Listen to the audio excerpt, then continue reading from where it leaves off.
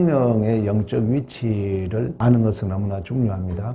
구원을 시제를 얘기할 때 이미와 아직이라고 말씀했던 것처럼 하나님의 계획이 복음서를 통하여 성취됐잖아요. 복음서 마지막이 하늘과 땅의 권세를 주오니 성부와 성자와 성령의 이름으로 가르쳐 지키게 하라. 세상 끝날까지 내가 너와 함께 하심이라.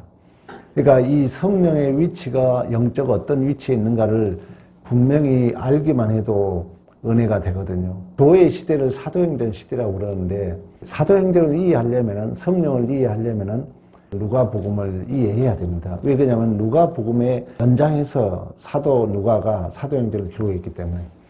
그러니까 누가복음 마지막은 예수께서 죽으시고 3일 만에 부활하시고 이 이름을 힘입어 제사함 받고 회개하는 일이 예루살렘으로부터 온 백성에 이르기까지 기록되었을 때 이 일에 너희들이 증인이다. 하늘의 능력을 덧입을 때까지 이 성에 머물라. 이런 이제 말씀을 하고 누가복음이 마무리가 됩니다. 그리고 그 연장선상에서 사도행전에 가면은 기다리라 그래요. 기다리라. 그러나 너희들이 성령이 임하면 권능을 받고 예루살렘과 온 유대야 사마리아 땅끝까지 이르러 내 증인이 되리라. 이 약속이 오순절 성령 강림을 통하여 성취된 줄로 믿습니다. 그러니까 성령의 사역의 은혜의 분량과 결과는 무엇이든지 이 성령의 뜻에 따라서 행하신다는 거예요. 그래서 고린도 교회가 은사도 많고 분쟁도 많았고 많은 문제들이 있었지만 고린도전서 12장 11절에 이 모든 일을 같은 한 성령이 행하사 그 뜻대로 각 사람에게 나누어 주는 것이니라. 그러니까 성령의 사역이 없이는 우리는 아무것도 할 수 없다는 것입니다. 존 오웨이 목사는 성령의 사역을 제해버리면 기독교 뿌리가 흔들린다.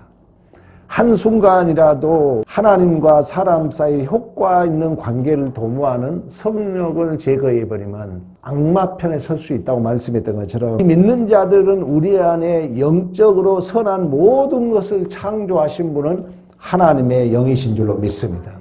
그래서 바울도 그런 고백을 해요. 내 속에 내 육신에 선한 것이 거하지 아니한 줄을 아노라. 원함은 내게 있으나 선을 행할 것은 없노라. 이렇게 고백을 합니다.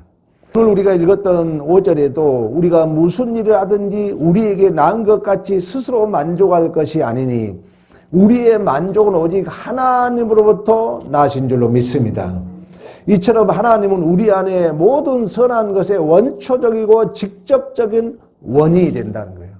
그러니까 우리가 성령을 의지하지 않으면, 성령이 내 안에 내주하지 않으면 사실 성령 내 안에 계시거든요. 파라클레토스라 그래요. 곁에 있는 자. 그러니까 상담자, 위로자, 돕는 자로. 그러니까 성령이 내 안에 역사하지 않으면, 성령이 사역을 제거해버리면 우리는 선을 만들 수가 없다는 거예요.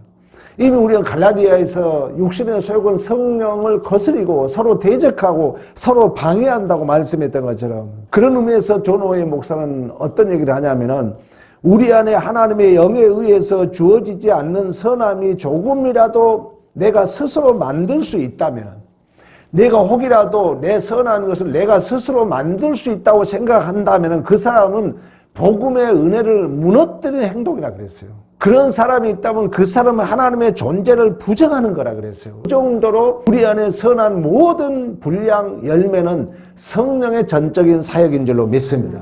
성령은 우리 안에 역사하시되 이제 우리가 그 증인된 사명을 감당하도록 성령이 우리 안에 열매 맺도록 우리에게 기회를 주시고 우리에게 순종을 요구한다는 거예요. 다시 말하면 성령께서 우리 안에 역사하듯이 우리를 통하여 역사하심으로 성령 또한 우리에게 순종을 요구하신 줄로 믿습니다. 그래서 갈라디아서에는 육신의 소욕은 성령을 거스리고 성령은 육신의 소욕을 거스리고 서로 대적하고 서로 방해하는데 너에게 성령을 주셔서 그 육신의 소욕을 이기게 하시고 성령을 주셔서 우리가 할 수 없는 하나님의 능력을 행하게 하신 줄로 믿습니다. 그러나 우리가 이런 하나님의 명령을 거역하고 있다면 우리는 그 육신의 소욕에 우리가 따라갈 수밖에 없다는 것입니다. 결국 순종의 의무를 나태하고 소홀히 한 자는 이 양면을 알지 못하거나 그러니까 성령은 우리 안에 역사하듯이 우리에게 복 있고 명예로운 기회로 순종도 요구한다는 거예요. 왜? 성령은 보이지 않잖아요. 말씀이 육신이 돼서 독생자 예수를 보니 하나님의 영광이 하나님의 은혜가 충만하다고 말씀했던 것처럼 하나님은 영이시는데 우리 존재, 시간적, 공간적 실체로 예수가 오셨던 것처럼 이제 예수가 부활 승천하셨고 우리가 그 예수의 증인으로 보이고 만지고 우리의 존재 속에 그 하나님의 은혜가 그 하나님의 영광이 충만하도록 성령이 내 안에 역사하시고 또 나를 순종하도록 요구해 가신 줄로 믿습니다. 이 양면성을 우리는 알아야 된다는 거예요. 그래서 순종하지 않는 사람은 이 양면성을 모르거나 성경을 읽지 않거나 믿지 않거나 기도하지 않는 자라고 존호의 목사는 얘기해요. 그러니까 성령이 내 안에 역사하셔서 성령이 나를 통하여 복 있는 기회로 순종을 요구한다는 거예요. 근데 우리가 이러한 순종의 의무에 나태하고 소리한 자가 있다면 이 양면성을 모르거나 성경을 읽지 않거나 또는 성경을 믿지 않거나 기도하지 않는 자라고 존호의 목사는 설명을 하고 있는 것입니다. 우리의 영혼과 영원한 행복을 소중히 여기듯이 하나님의 명령하신 것은 반드시 이루어진다는 것을 믿고 내 안에 생각나게 하시고 기억나게 하시고 그 성령의 가르침 앞에 우리는 성실하게 순종해야 될 줄로 믿습니다. 이처럼 성령은 사람이 일하는 곳에서 역사하시고 사람이 아무것도 하지 않는 곳에서는 성령도 아무것도 역사하지 않는다는 것입니다. 그러니까 성령께서 주시는 은혜의 분량은 모든 신자들에게 의무를 실행할 수 있도록 능력과 권능을 각각 독특하게 준다는 거예요. 그러니까 성령이 우리에게 은사를 주시고 성령이 우리를 통하여 일을 하기를 원하시고 왜? 성령은 영이잖아요. 영이 어떻게 일합니까? 영이 어떻게 예를 들어보세요. 여러분 어떤 누구를 구제한다 어떻게 영이 하십니까? 우리를 통해서 하신다는 거예요. 교회를 세워간다 우리를 통해서 하신다는 거예요. 그러니까 성령이 역사에 가시는데 우리 안에서 그 일을 하시는데 우리에게 명예롭고 복 있는 기회로 성령 하나 우리에게 순종도 요구한다는 거예요. 그럼 우리는 이걸 알고 있다면 성령께서 나에게 주신 그 요구 앞에 순종할 의무를 우리는 순종하며 받은 은혜를 사용하고 그 받은 은혜를 존호의 목사는 뭐라냐? 증진시켜야 된다 그래요. 성령이 주신 것을 자꾸 사용해라. 명예로운 기회를 줬다. 복 있는 기회로 줬는데 내가 순종하지 않으면은 이걸 모르고 있다는 거예요. 성령은 우리에게 내주하셔서 우리와 함께 일하기를 원하는데 그 양면성을 모르고 있거나 성경을 읽지 않거나 성경을 믿지 않거나 또는 기도하지 않는 자라 이 존호 목사님 얘기해요.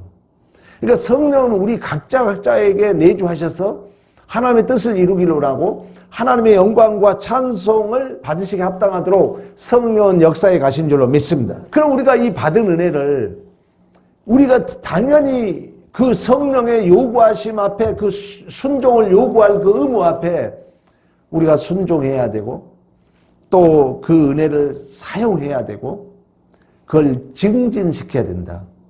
그러니까 증진시켜야 된다는 것은 내가 계속 함으로 말미암아 향상시켜야 된다. 거룩함을 분량을 성숙시켜야 된다. 이렇게 존호의 목사님 얘기해요. 여러분들이 뭐 어떤 은사를 가지고 있다고 생각하면은 계속 그 은사를 사용해야 됩니다. 그러니까 달란트 비유에 얘기하고 있잖아요. 5달란트, 2달란트, 1달란트를 주잖아요. 그 5달란트 이윤을 남긴 자는 하나님이 뭐라냐면은 착하고 충성된 종아. 내가 작은 일에 충성했으니 내가 더 큰 일 맡기겠다 그래요. 그러니까 우리에게 사실 어떤 여러분의 은사도 마찬가지고 물질도 마찬가지예요. 물질을 우리가 안 쓰고 막 모아놓으면 부자 될 것 같죠? 안 그렇습니다. 성경의 원리는. 쓰면은 더 주게 돼 있고요. 이 달란트 비유 얘기하고 있잖아요. 이윤을 남긴 자에게는 더 주겠다 그래요. 그러나 그걸 안 남기고 땅속에 묻어둔 자는 있는 자도 빼앗긴다 그래요. 그러니까 있는 자는 더 풍성하게 되고 믿음이 없는 자는 있는 것도 빼앗길 줄로 믿습니다.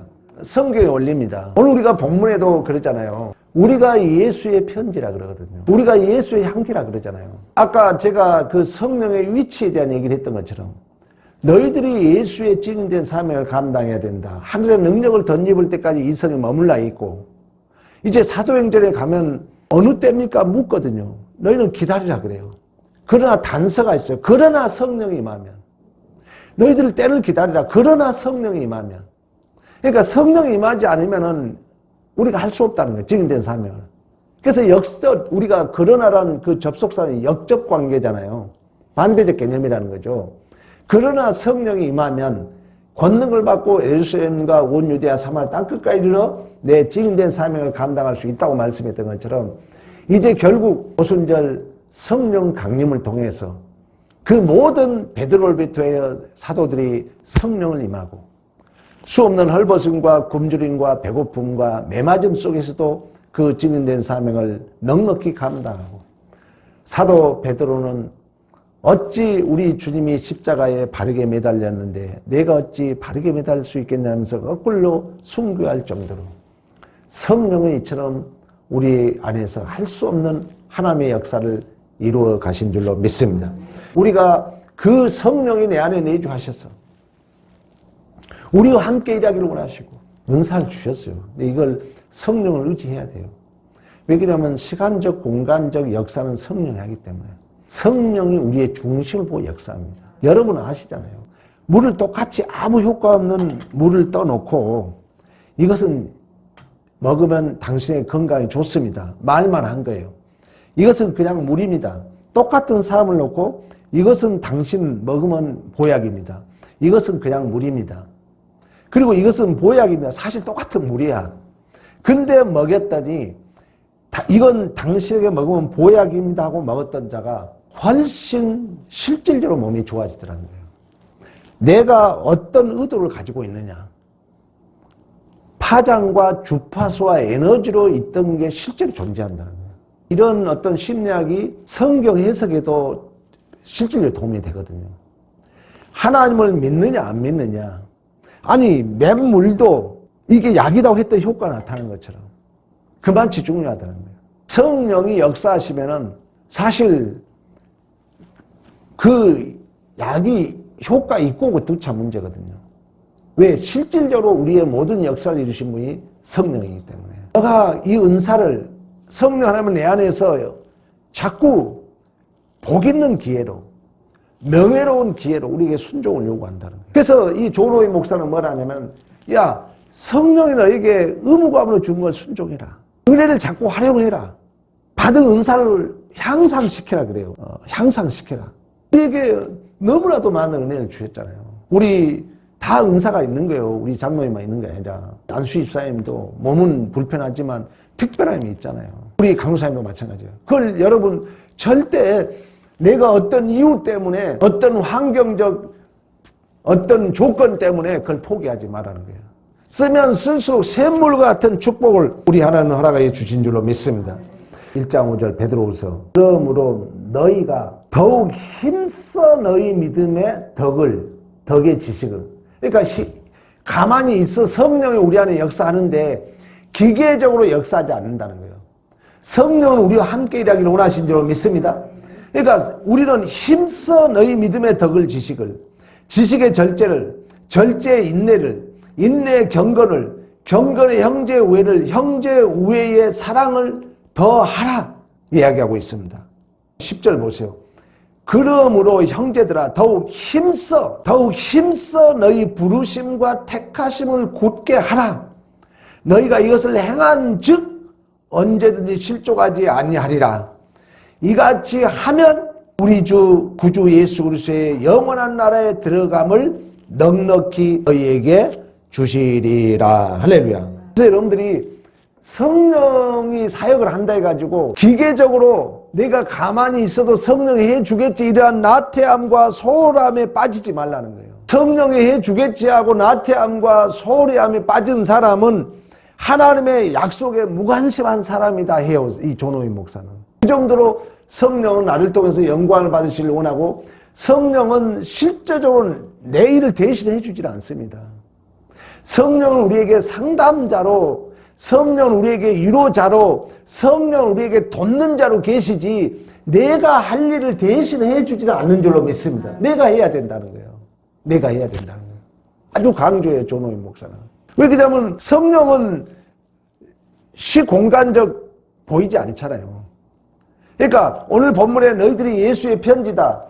율법으로 쓴 것이 아니라 먹물로 쓴 것이 아니라 마음의 신비에 의해 썼다고 말씀했던 것처럼 우리 안에 성령이 내주하셔서 우리 안에 생각나게 하시고 기억나게 하시고 가르쳐 주되 실제적인 우리에게 모든 것을 상담자를 해 주시되 실제적인 열매는 우리가 맺어야 될 줄로 믿습니다. 성령은 이처럼 모든 은혜의 즉각적 결과를 일으키는 원인이며 사람들 속에 은혜로운 결과를 만드신 분이라는 거예요. 그러니까 즉각적 은혜를 일으키시는 원인이고 우리 안에 은혜로운 결과를 만드신 분이 성령 하나님이라는 거예요. 그러나 기계적이지 않기 때문에 그 열매는 내가 맺어야 된다는 거예요. 원인은 발동시켜 우리 안에.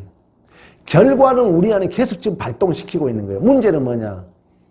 내가 순종해야 된다는 것입니다. 계속해서 성령에 대한 내용 짧게 한 20분 정도만 하려고 합니다. 오늘 내용은 신자에게 주어진 성령의 효과적인 은혜입니다. 성령이 아무리 우리에게 은혜를 부어줘도 그 성령이 내한테 요구하신 의무적인 순종을 우리가 하지 않으면 그 결과물이 내 안에 맺을 수 없다는 거예요. 성령은 지금도 신적 확정으로 신적 보증으로 내주하셔서 실제적으로 주도적으로 원동력이 됩니다. 여러분 원동력이 차를 움직인 것처럼 내가 차라는 거예요. 차. 성령은 내 안에 원동력이에요. 그러면 차가 가야 돼요. 원동력이 돌아가면 이제 차가 움직여줘야 돼요. 우리는 이처럼 신적 확증, 신적 보존으로 성령이 우리 안에 실제적으로 주도적으로 원동력이 된다는 이 믿음. 여러분들이 어떤 환경, 어떤 조건에 있다 할지라도 여기에 확신을 가지시고 믿음과 기도와 찬양의 생활이 더욱더 충실한 복 있는 삶이 되기를 간절히 축원합니다.